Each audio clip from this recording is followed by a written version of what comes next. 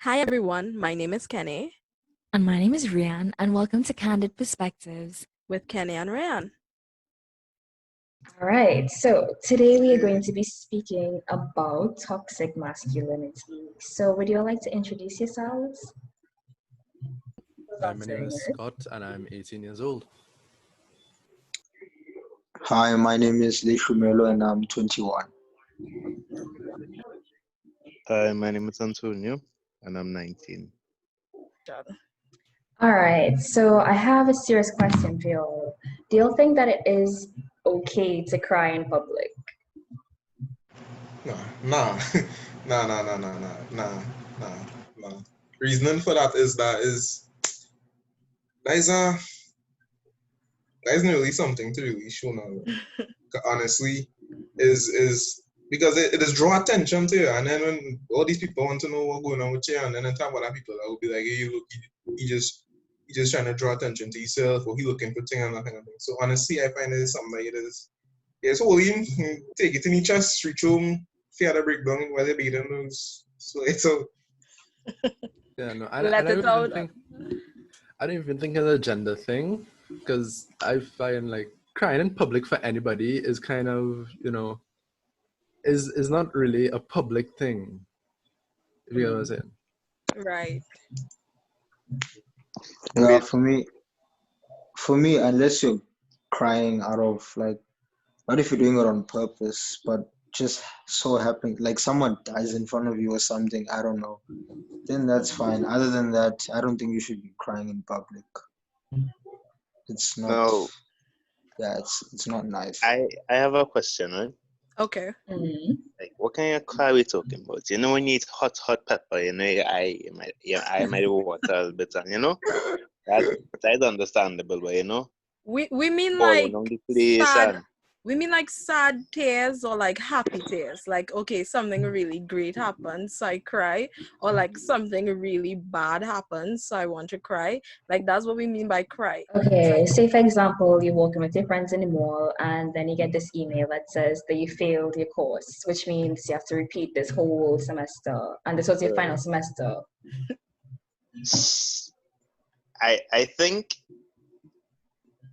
in that instance, you just had a pull square in terms of you could go out, you could go some, even if you're in public, you could find a private place in public and let out there.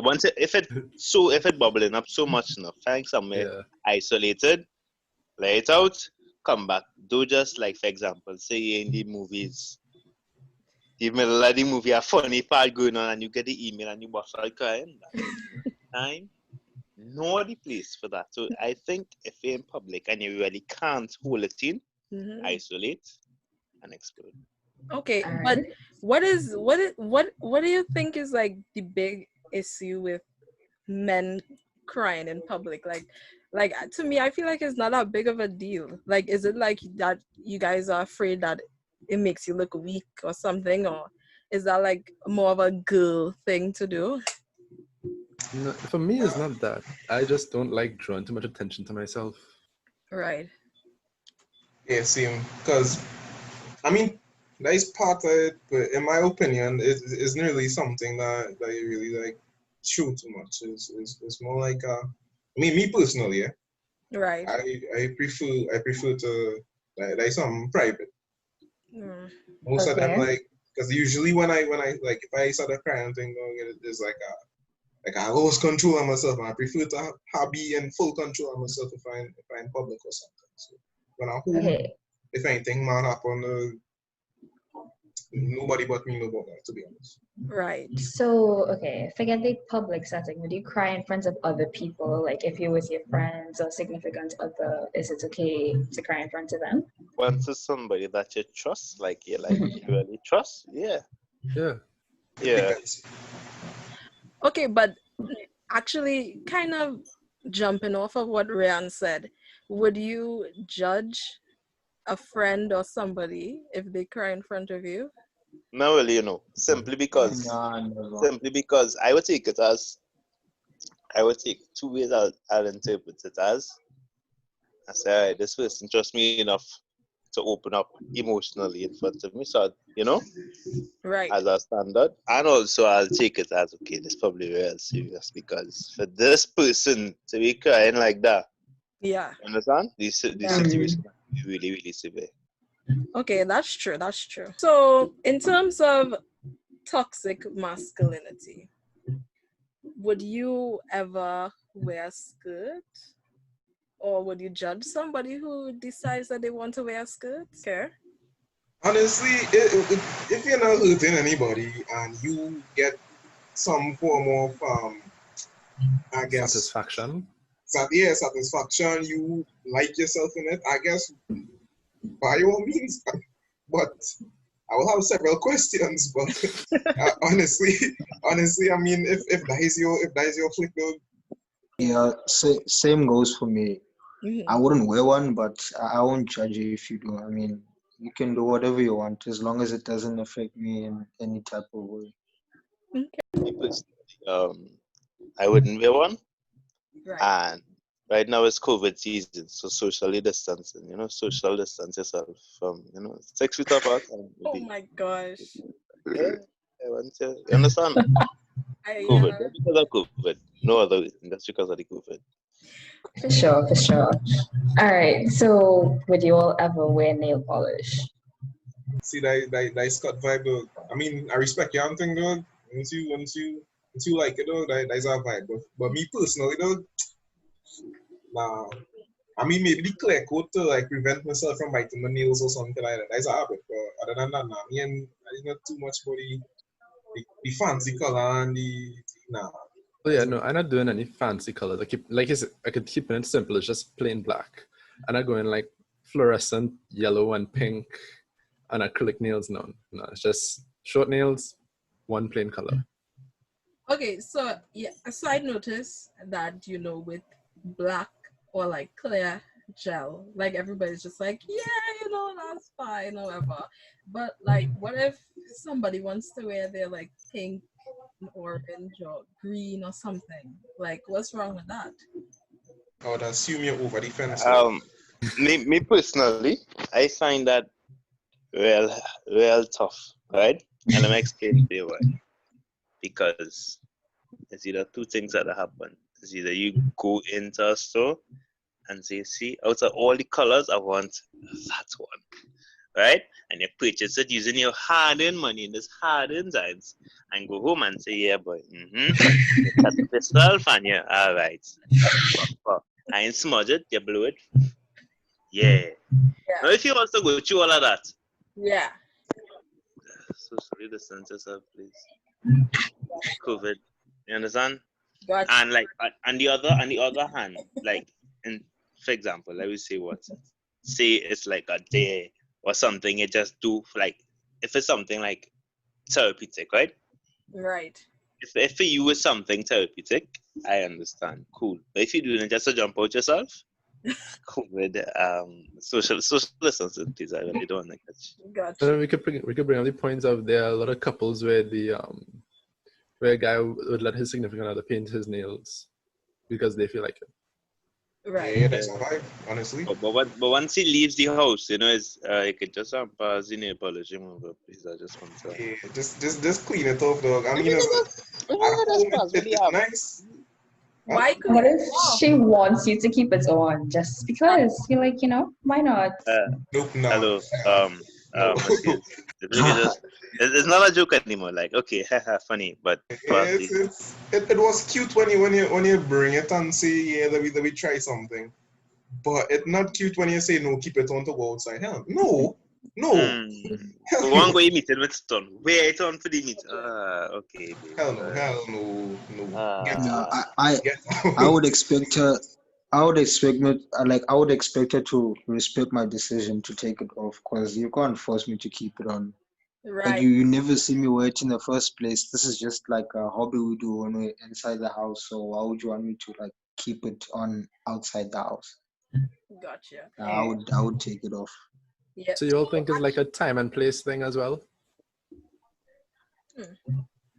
Well, for me, it depends on the like type of person. Like if you don't usually wear them outside the house, then yeah, I would say you keep it in the house. But if you like wear them usually, then yeah, why not?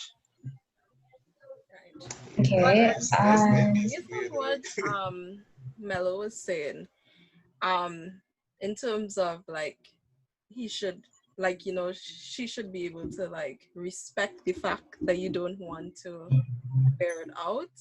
How do you guys feel about your significant other being the more dominant partner in the relationship? hell yeah. Hell yeah. Hell yeah, that is it. But it depends. But it have a limit. Mm-hmm. If you watch me and see me and want to go in and line me with them fellas and them no. We have a problem already. Right. But say like she's very strong and extremely like how to put this, but you know what a shield made on? Like them Yeah, yeah, like them female Viking warriors. Look, if she's like that, yeah, hell yeah. yeah. Straight. That is exactly. I agree with that one. No I don't know, complaints. but for me, at 6'7", for me to find somebody who would be dominant to me, Right. I don't know, it'd be kind of awkward because in my mind, 6'7". Whoa. Because in my mind, say I'm dating someone who's like what 5'6". I am a foot and an inch taller than them. Them trying to boss me around just got me funny. God. I just gotta start laughing. Height equals dominance. Huh? Height equals dominance. Not necessarily, right? But the perspective of it, Okay. I just find it funny. Well, I hope you know that short people tend to be very big in terms of personality. So, You know that from experience. But me personally on this topic, comes with an extent, yes, because that is quite attractive. Seeing a strong female, a female that knows what she's about, a female that could hold her own, don't necessarily need a man, but want a man. Yeah. That is right there. That is don't right there. necessarily need, but want a man. Okay. You don't need a man, for example, but also a man, you're fine. You could do your thing. You can handle your stories. Yes. You understand? Yeah. That is sort of kind of attractive. But yeah, I do remember I was the man at the end of the day because, yeah, at the end of the day. I don't mind my significant other being dominant, but I don't know. I just can't see. To me, it's just hilarious seeing someone like very short try to be dominant over me. Even when my mother tries to tell me to go and do like chores and so on, she'd have to tell me to sit down first because I'm standing over her. I don't know if this is just me, but like I feel like why is there a need to be like one dominant partner? Like, can't everybody just have their say, kind of 50-50 vibes, if you know what I mean? I mean, I guess it's just based off society, like there's a leader and there's a follower. Well, yeah, I mean, in most situations there's a leader and a follower, but what happens when you have two, like an alpha male and an alpha female? Like, what do you do? That's the thing, right? And that's the thing. You can never be big and strong and mighty all the time. For example, we'll have times where for example, say we're going to judge it out at 10, right? For example, 10 being most dominant, 0 being right. Yeah. So you will never be at 10 all day, every day, 365. It will have times you might drop down to 8 or to 6, and where you drop, the other person, will increase the suit. For example, I've read something. They said a relationship is never 50-50. Sometimes it's 80-20. Sometimes it's 60-70, according, because things happen. So it's not to say that I'm always in charge. You always have to listen to me. Right. That's leave my soul. Understand? Gotcha. So, yeah. The dominance I referring to, I mean, yeah, she's very strong and independent and thing, but I ain't talking about like I is the 20 and she's like the 80 or something. I'm talking about more like a 60-40. Right. 59. I don't know what the other number is. Okay, then. But the thing is, yeah, that is it honestly is very attractive when I could see like a woman who is very like strong and know exactly what she wants and goes and gets it no like matter the determined and situation. confident in herself. Yep. Makes zero Yeah. excuses. You don't know that she under pressure, but then you just keep seeing result after result after result, and that is just oh god.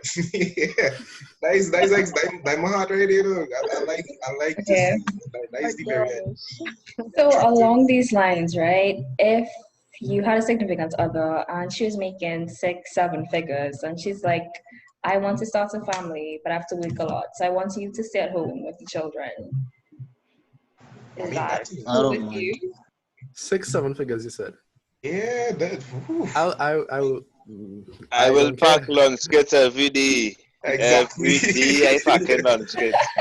I waiting outside the school 2 o'clock when the school call if I three Man, washing o'clock. the I will be dishes, there. I doing the laundry, I ironing, everything. the century they calling me. So would you be like confident enough to go up to your friends and say, yeah, yo, I'm a stay-at-home dad now. That's what Yeah. it is. Yeah. Oh Yeah. Yeah, yes, so definitely. their opinion really not affecting me and my comfort of living. My big mansion. Okay. Give he's the woman in the relationship. Right. Yeah. So So let me Yeah, and I ask still you living No, and better that's than the you, thing, right? and that's the thing, right? And that's the thing. Even though you are a stay-at-home dad, that don't mean that she calling all the shots. In terms of, we all should have that respect for each other. Okay, this is what we're doing simply because of the children, so on and so forth. this. But exactly. at the end of the day, when it comes to decision making, or when it comes to sit down and reason, you're not going to talk over me or make me feel less than simply because this is my way. Because Exactly. within every household, Exactly. they are different. Every household made up different. Yeah. Understand? Because like if every day like she's like, ah well, no, you can't decide this because I'm the one who bringing in the money or this or that. Hell no. Like if Hell you have no. that type of toxic No, energy, you see, then you can have a no. issue. No.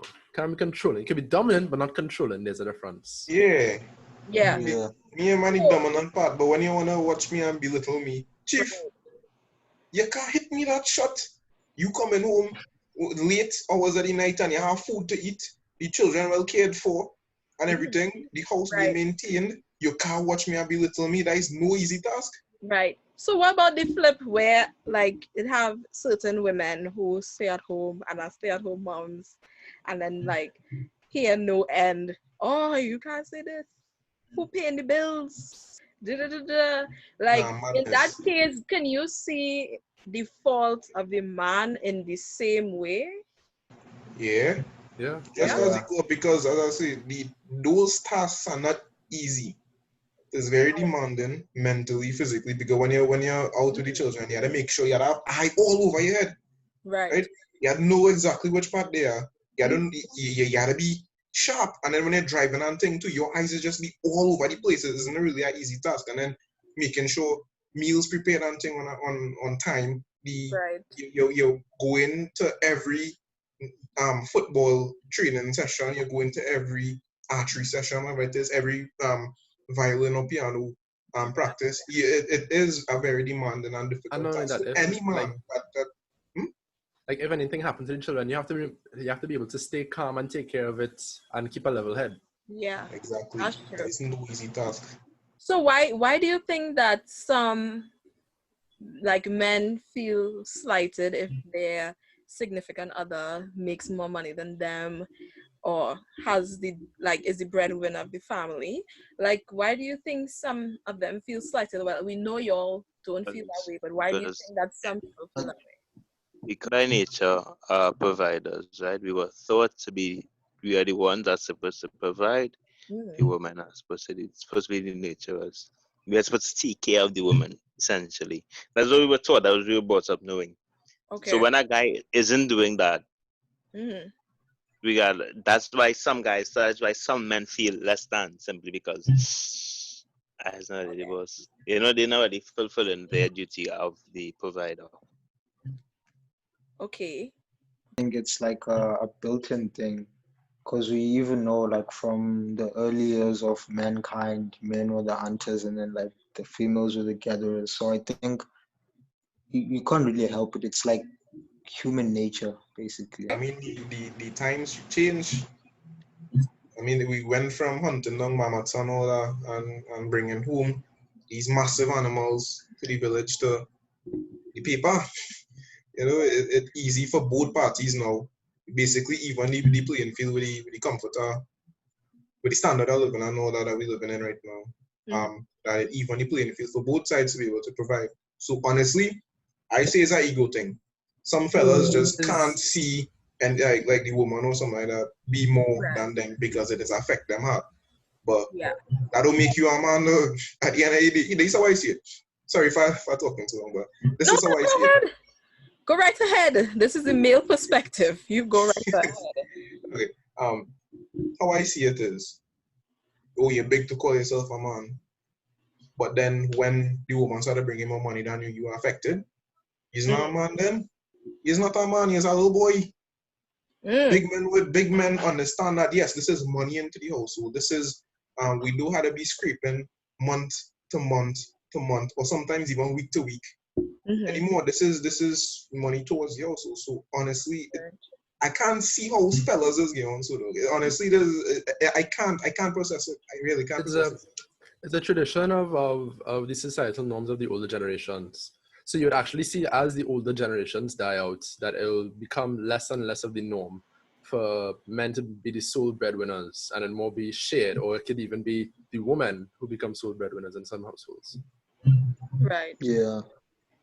Okay, and just like a final question, then we can give some closing thoughts. So what do you think about men who like dating older women so that the older woman can take care of them instead of him taking care of her?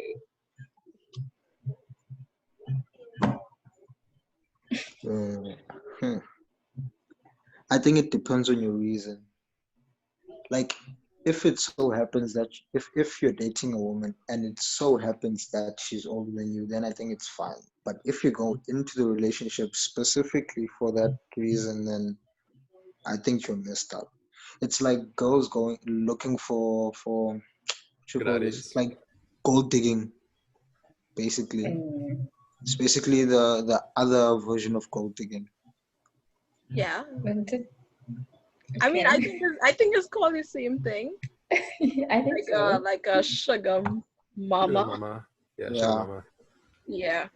So before we end, we have a few questions that some ladies sent in that they want answered. So first question was, why do you over sexualize persons and situations? Well, I mean, I guess you would say it's something that we like.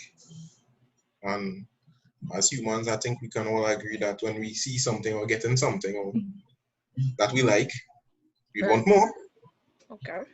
Even okay, I don't watch my words how I put in this because it might come across as being very Weird. very So honestly, it's more like if I get one piece of chocolate and I have the opportunity to get a next one or a third one. Yeah. All right. Okay. Anybody else has an answer to that question?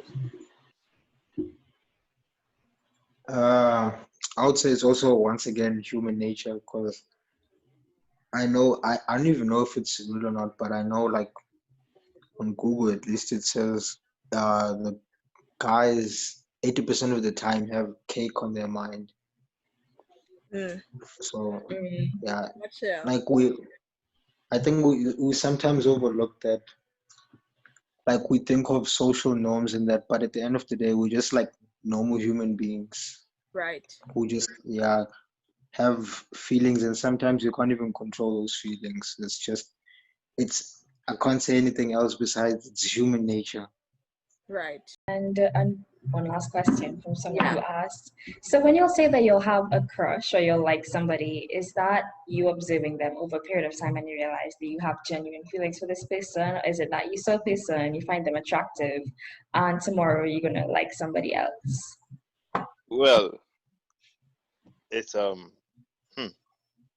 twofold actually, because You could have a crush on somebody for two reasons, right?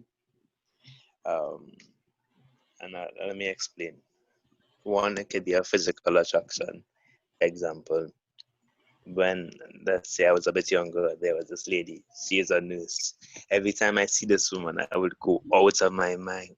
Oh my goodness, this woman is very, very beautiful. I just see her almost like every week, right? Maybe once a week. And every week, I would be like, wow, this woman is beautiful. After some time passed, okay, I see the woman again. I said, there's what stressing over. You understand? That was just a physical crush. I wasn't right.